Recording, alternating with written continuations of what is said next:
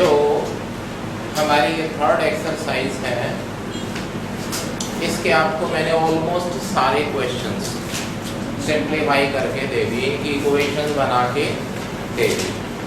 घर जाके आप लोगों ने इनकी अच्छे ढंग से प्रैक्टिस करनी है।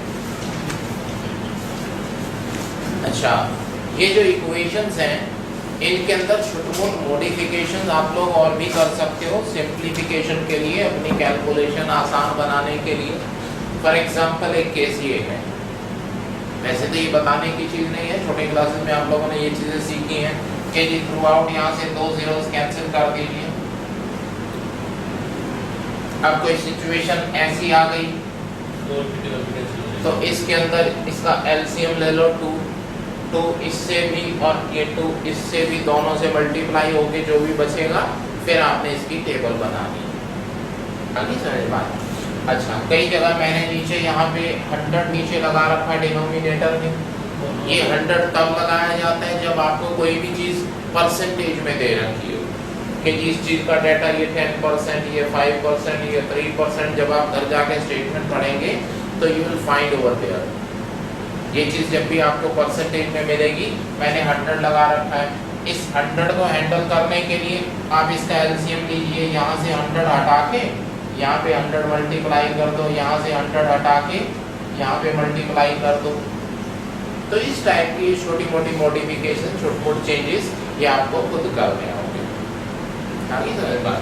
ये करके इक्वेशन बना के जैसा भी होता है कर दो। मेरे हिसाब से इसके बाद आप लोगों को दिक्कत नहीं आएगी। फिर भी किसी को दिक्कत आए आप मेरे से डिस्कस कीजिए, मोस्ट वेलकम। ये तो केसेस हैं बड़े सिंपल स्टैंडर्ड और आसान केसेस। एक केस इसके अंदर पेंडिंग है जो मैंने आपको कल नहीं बताया, वो आज के लिए रखा हुआ है। Although examination point of view से वो इतना इम्पोर्टेंट भी नहीं है, that is a very least important case.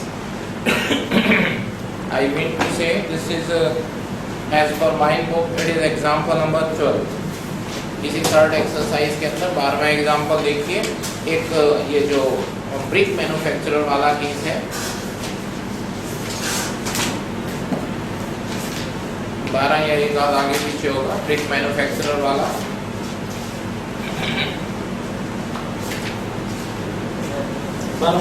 बस आज की डेट में आपको मुझे यही केस करवाना है। इसी के साथ हमारा चैप्टर खत्म। In the next lecture we shall be starting with vectors. Vector शुरू करेंगे हम लोग कल। 6 मार्क्स का चैप्टर है। हाँ जी, 6 मार्क्स।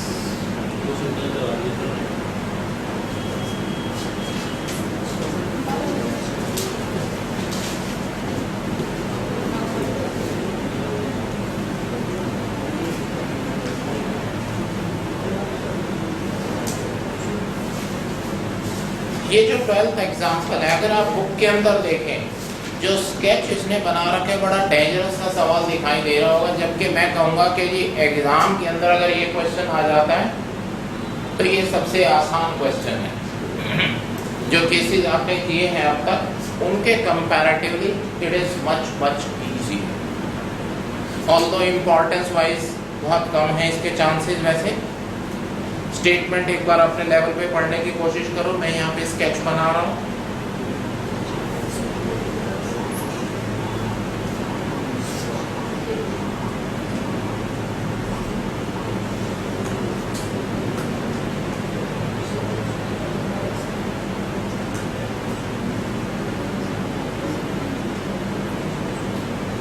स्टेटमेंट पढ़ो, समझने की कोशिश करो। जो मुझे समझाना है वो मैं अपने आप बता दूंगा, आप अपने लेवल पे पढ़ते रहो।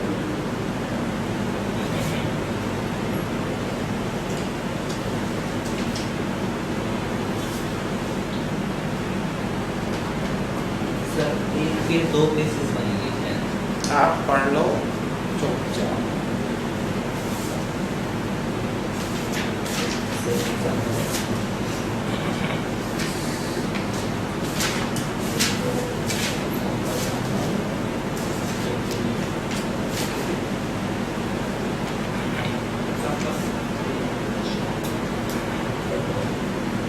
हाँ जी, पढ़ लिया क्वेश्चन? Yes sir. मैं समझाऊं? ध्यान दीजिएगा। कहता जी 2 ब्रिक्स के ये भट्ठे हैं, ईंट के भट्ठे, ठीक है, ब्रिक के जिसको हम बोलते हैं। ये 2 ईंट के भट्ठे हैं, 2 जगह पे ब्रिक्स अवेलेबल हैं। पहली साइड के ऊपर 30,000 ब्रिक्स अवेलेबल और दूसरी के ऊपर 20,000 ब्रिक्स आर अवेलेबल। 3 साइड्स पे हमारा काम चल रहा है, नेमली PQR, और यहाँ पे हमारे को ब्रिक्स भिजवानी है। पहली साइड पे 15,000 ब्रिक्स की जरूरत है, 20,000, then once again 15,000 bricks are required. Quite simple. अब कहता है जी यहाँ से यहाँ 1000 ब्रिक्स भिजवाने का खर्चा 40 रुपीज, 1000 का खर्चा 20, 30। ये है cost of transportation for 1000 bricks. आगे समझिए बात? हाँ आगे सर। आगे हाँ, वेरी गुड, ठीक है। अब आपसे बुक वाले ने पूछा ये है कि जी हम कहां से कहां कितने ब्रिक्स भिजवाएं कि ओवरऑल ट्रांसपोर्टेशन कॉस्ट मिनिमम आए। यही होता है टारगेट। कोई भी हम लोग प्रोजेक्ट अंडरटेक करते हैं, हमारा मकसद ये होता है समहाउ इनपुट को मिनिमाइज करना और आउटपुट को मैक्सिमाइज करना। तो ये इनपुट है हमारी cost of transportation, it has to be minimised. अब कैसे हैंडल करेंगे? पहले तो एक सवाल सोचो अपने माइंड में, कॉमन सेंस का, बड़ा सिंपल सा। सोचो एक बात कि जी अब ये बंदा है, यहाँ पे इस साइड पे काम चल रहा है, कोई बंदा मकान बना रहा है, इसको जब यहाँ से 20 रुपीज पर 1000 में ब्रिक्स मिलती हैं, तो वो बंदा इतनी 3 टाइम्स कॉस्ट पे ब्रिक्स क्यों मंगवाएगा? 20 रुपए में उसको ब्रिक्स मिल रही है ना यहाँ से, तो फिर ये 60 रुपए कॉस्ट क्यों पे करेगा? जब वो ना दे, उसके पास कम पड़ जाए तो दोस्त। वेरी करेक्ट, बिल्कुल सही जवाब। हो सकता है सिचुएशन ऐसी भी आ जाए कि उसका काम रुका पड़ा हो और इसके पास ब्रिक्स अवेलेबल ही ना हो, तो उसको महंगे में भी लेना पड़ सकता है। एक तो कॉमन सेंस की चीज इसके अंदर ये है।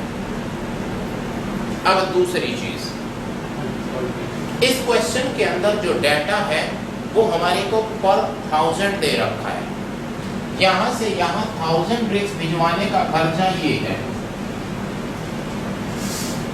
तो हमने क्या किया, इस पूरे क्वेश्चन में से थ्रू आउट मैंने 1000 उड़ा दिया। 30,000 ब्रिक्स थी, मैंने यहाँ 30 कर दिया। 15,000 ब्रिक्स हैं, 20,000 ब्रिक्स हैं, मैंने through out the question 1000 cancel कर दिया। ये जो पर 1000 वाली स्टेटमेंट है, आपको एक्सरसाइज के अंदर भी ऐसे 1 या 2 क्वेश्चन देखने को मिलेंगे।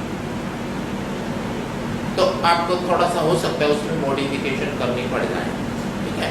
तो मैं यहाँ कंसीडर कर रहा हूँ कि जी यहाँ से यहाँ, पता है किसी को कितने ब्रिक्स भिजवाई? 15,000 नहीं पता, ये सिर्फ 3 नहीं पता कितनी भिजवाई।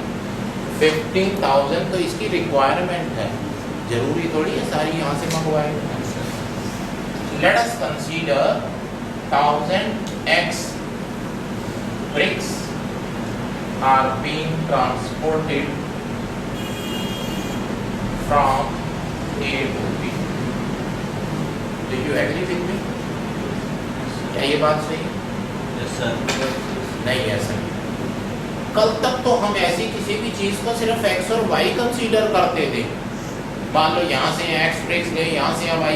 आज मैंने 1000 ही क्यों लगा दिया? क्योंकि हमारे को जो डाटा दे रखा है वो पर 1000 दे रखा है। यहाँ से यहाँ 1000 x bricks, यहाँ से यहाँ 1000 y bricks are being transported। और मैंने क्या किया, जब यहाँ से सब में से 1000 उड़ा दिया, तो यहाँ से भी तो 1000 चला जाएगा, अल्टीमेटली सिर्फ x बच जाएगा। ये करना जरूरी नहीं है 1000 काटना, आप चाहे सारी जगह लिखा रहने दो 1000, फर्क सिर्फ इतना पड़ेगा, तो नीचे आपकी कैलकुलेशन बड़ी हो जाएगी, फिगर्स बड़ी बड़ी आएंगी, बस इतना ही चेंज आएगा। इस 1000 से परेशान होने की जरूरत नहीं।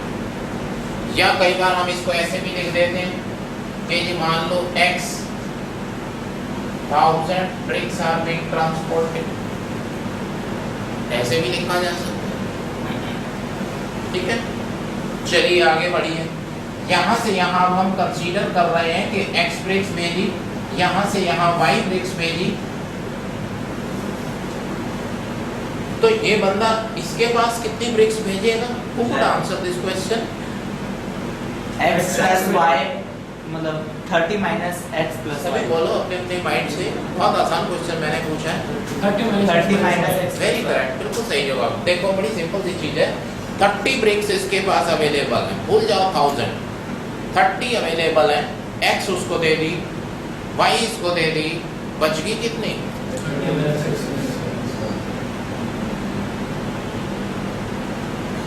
यही बची। मेरे पास 10 ब्रिक्स अवेलेबल हैं, 2 ब्रिक्स मैंने इधर भेज दी, 4 मैंने इधर भेज दी, बाकी 4 बच गई। यही चीज है। अब आगे, इस बंदे को 15 ब्रिक्स की जरूरत है, एक्स उसने यहां से मंगवा ली, तो वहां से कितनी मंगवाएगा? 15 minus x। 20 की जरूरत है, 20 माइनस y, 60 minus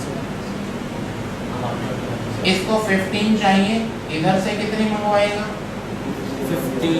15 माइनस 10।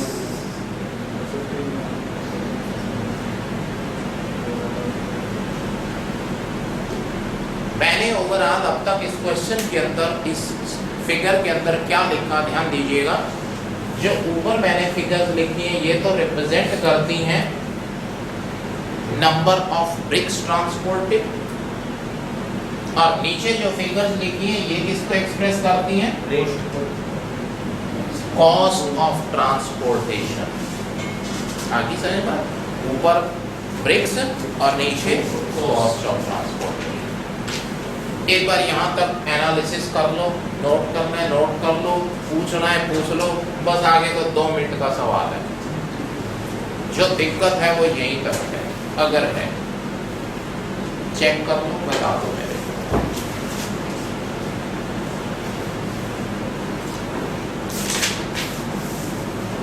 फटाफट नोट कर लो, वैसे बुक्स के अंदर दे ही रखा है, नथिंग टू वरी। भी कुछ नोट करना है तो बेशक करो।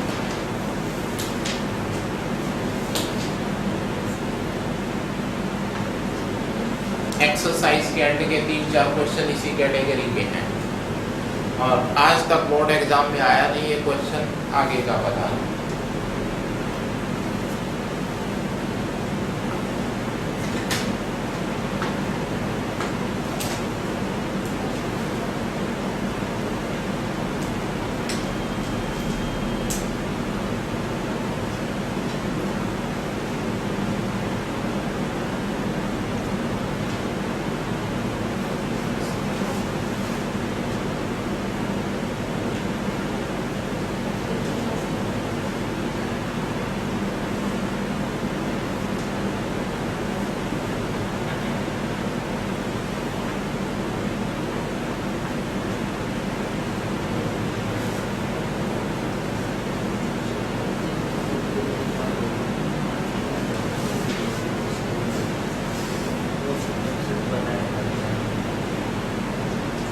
अब हाँ जी सर आपने कहा था कि 1000 हर जगह से काट दो, सर आपने यहाँ पे 1000 का एक्सट्रिक्ट किया, उससे आपने एक बार बताया था ना, ये गलत है ऐसे। शुरुआत में एक बार ये लिखना है आपको, जब तक ये नहीं लिखोगे आप यहाँ जस्टिफाई कैसे करें? तो स्टेटमेंट में यहाँ 30,000 दे रखा है, हमने 30 क्यों लिख दी? ये तो लिखना है, यहाँ से यहाँ 1000x और a to q 1000 y bricks are being transported, ये तो लिखना है।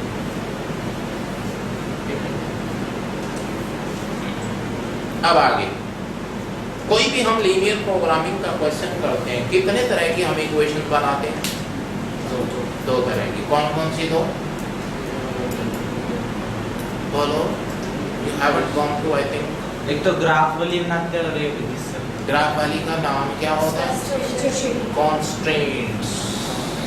एक कॉन्स्ट्रेंट्स बनाते हैं और एक ऑप्टिमाइजिंग फंक्शन, Z नाम दिया जाता है जिसको। कॉन्स्ट्रेंट्स कैसे बनाएंगे देखिएगा, ये जितनी भी एंट्रीज हैं सभी को लिख दो, this also, this also,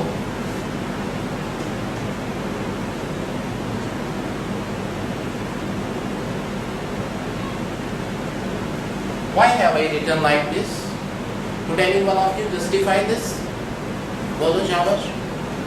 आप में से कोई मुझे जवाब दे सकता है मैंने ऐसा क्यों लिख दिया? मैं रट के आया हूँ या मेरे मन में आया मैंने लिख दिया? सर Is there any कुछ ना कुछ justification? मिक्स तो मंगाई होगी इसलिए जीरो से बड़ी थी। Yes, very correct answer. बिल्कुल सही जवाब। कि जी यहाँ से यहाँ जो ट्रैक्टर गया कुछ ना कुछ लेके तो गया होगा, ज्यादा 0 ब्रेक्स ले गया होगा। यूं तो नहीं कि वो ट्रैक्टर रात को जाएगा ना वहां से 10 ईंट खा के वापिस आ जाएगा, ऐसा तो नहीं होता। उस केस में तो ये नेगेटिव हो जाएगा कि जी यहाँ से यहाँ जो ब्रेक्स भिजवाई जा रही हैं या तो पॉजिटिव या equal to 0 means nothing has been Saint.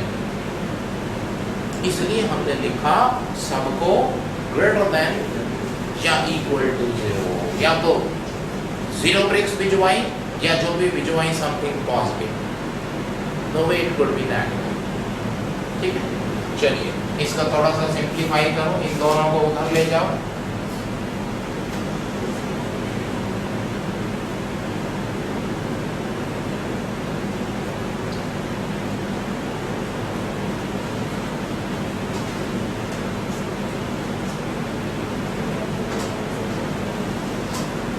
ये 6 हमारे कॉन्स्टेंट्स हो गए। आप लोग स्केच प्लॉटिंग कर लेंगे। एक बीच में सवाल और आया था कि जी इस टाइप की इनइक्वेशंस का स्केच हम लोग कैसे बनाते हैं, ये भी सुन लो अगर किसी बंदे को शंका होगा। मान लो यहाँ पे हमने पॉइंट्स लिए 10-10 के,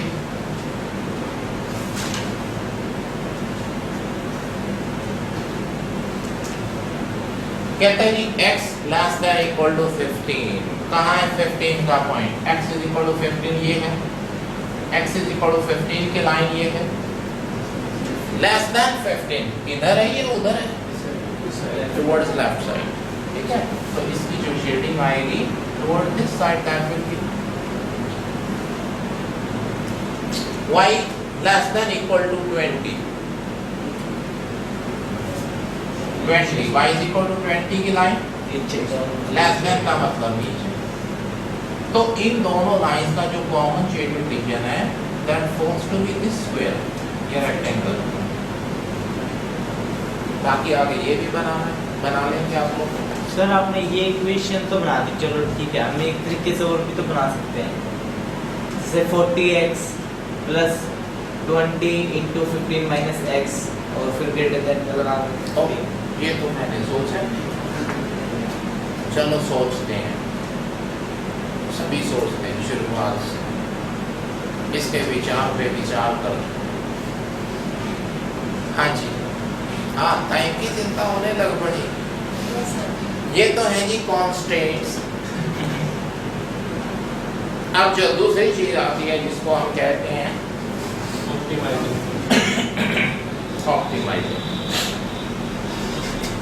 ऑप्टिमाइजिंग कैसे बनेगा? आप में से कोई सोच के बता सकता है? ये Z किसको रिप्रेजेंट करता है?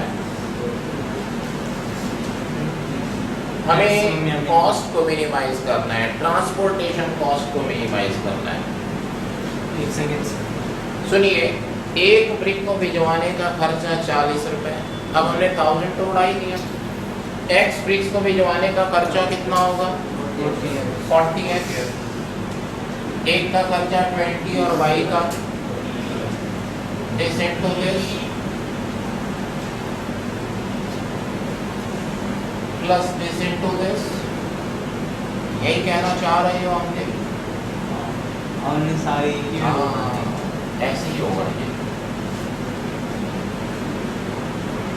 ठीक है जी, जो हमारा z है, जो हमारा ऑप्टिमाइजिंग फंक्शन है वो ये।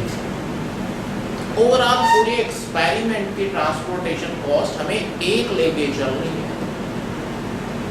This is just one figure, इसको सिंप्लीफाई कर दीजिए।